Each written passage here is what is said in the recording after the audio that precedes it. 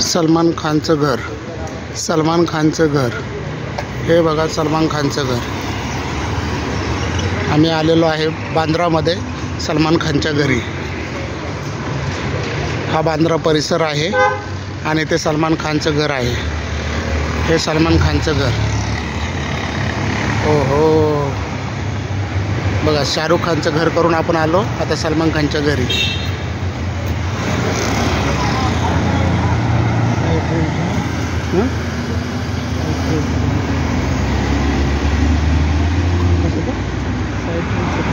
अच्छा, साईड रोलचं. हे सलमान खानचं घर आहे, बांद्रा लोकेशन, मुंबईमध्ये. मित्र हो, पहा सलमान खानचं घर, बांद्रा लोकेशन. हे पहा, सलमान खान इथे थांबतो.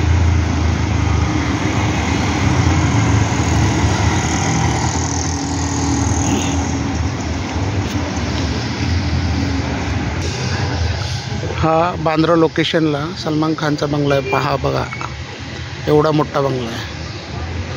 हे बघा, हा कंप्लीट बंगला आहे. कंप्लीट हा कंप्लीट बंगला आहे सलमान खानचा. पाहून घ्या. दिसला.